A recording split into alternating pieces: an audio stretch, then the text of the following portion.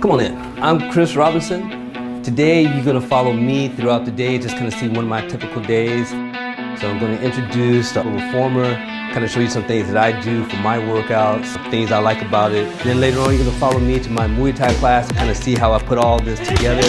I'll come back here, train a client, show how I can help the client with it, and then I'll answer whatever questions you have.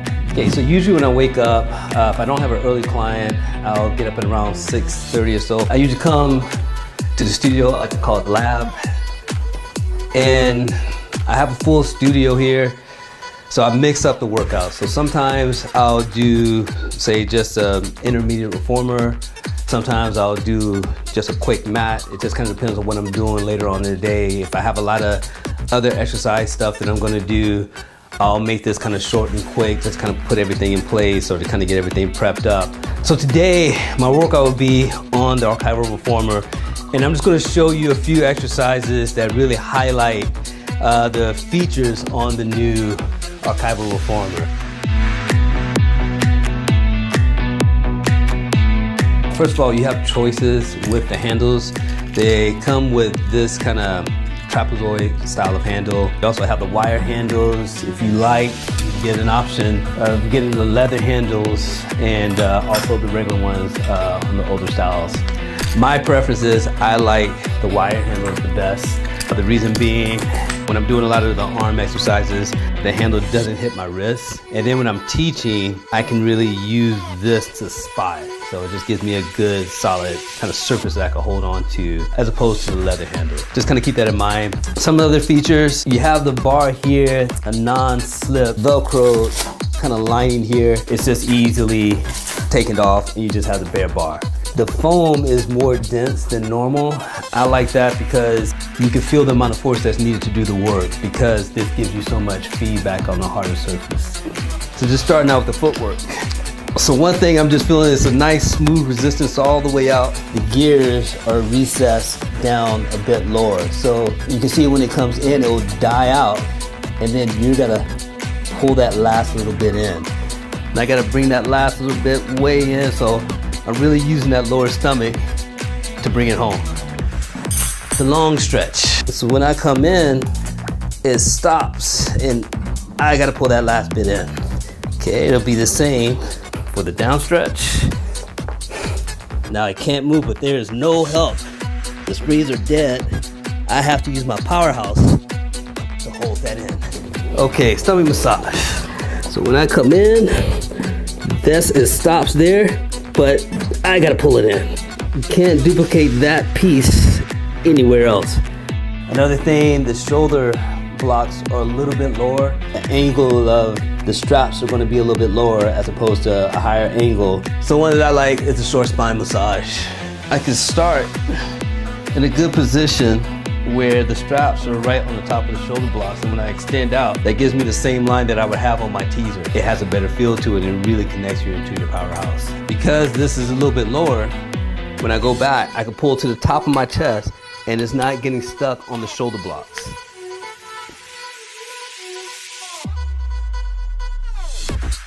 The O-rings, on the D-rings, sometimes they get stuck and you have to kind of pull and jerk on the strap or on the handle to get the handle to come all the way down to the end of the strap. After my workouts, I always have a good breakfast. I usually do 3 or 4 egg whites with 1 yolk, Italian rice, and an avocado. So have a lot of carbs, protein, fats. And just add just the right amount of water. When I do the rice, I just do it by feel. Okay, get this started. Fire started.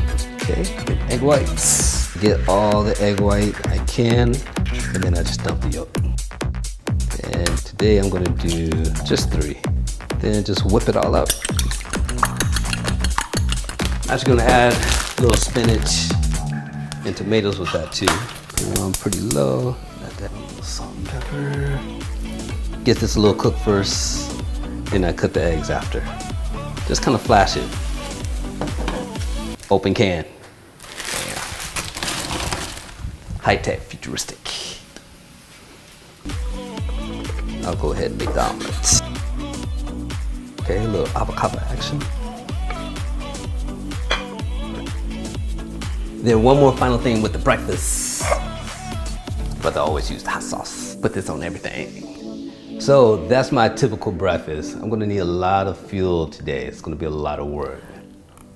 All right, Austin Muy Thai. My instructor, Seksan. I want to introduce you to my Muay Thai teacher, Seksan Janjira. He's a 7-time world champion from Thailand. Without him, I would not be a Pilates instructor. My first fight, I get in there and I'm just kind of struggling, don't really know what to do. And the last round, Seksan doesn't know me, comes over in my corner, starts telling me what to do.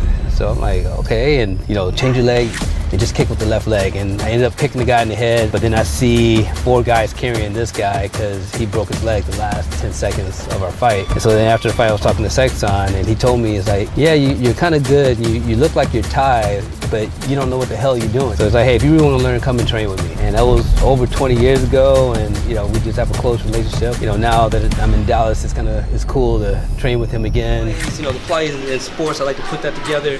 So one thing that helps, getting my athletes and my fighters to understand when I'm teaching them Pilates how the two connect. So just like we were doing that single leg stretch, and I'm showing him how to bring his leg in with his powerhouse, I can't withstand that because it's his powerhouse pulling me in, not just his hip flexor. So he pushes me, I grab his leg, he has a lot of power to pull me into him, and then he just pushed me away again. So if I had him on the baby chair or something like that, I could break it down and really kind of connect everything. So then when he comes back here, he can develop a lot of power. This is what I do. This is my heart, my soul, my passion. I do Muay Thai and Brazilian Jiu-Jitsu. I don't drink, I don't smoke, I don't do drugs, but this gets me high. This gets me amped up and just makes me feel good. And the only way I can do this is by the work that I'm doing in Pilates, or else my body will break down. So that is why I love Pilates so much, because it just, if I didn't do that, I couldn't do what I just did earlier at a high level and not get injured. So this is just like ecstasy to me. That's right.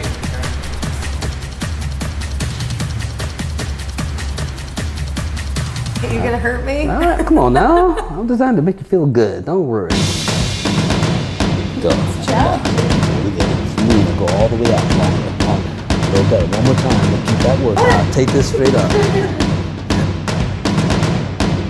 And extend out. I think it was incredible. I think it was a lot more challenging than I anticipated.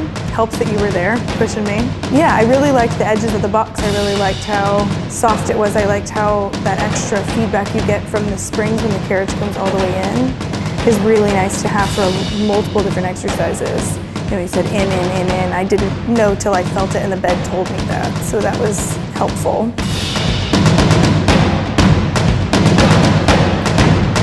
That really deep connection, but with that, when you hear the click, it gives you that feedback that we're looking for. The pedal on the chair was nice and wide, so it felt like it was sturdy and stable. Lots of good stuff.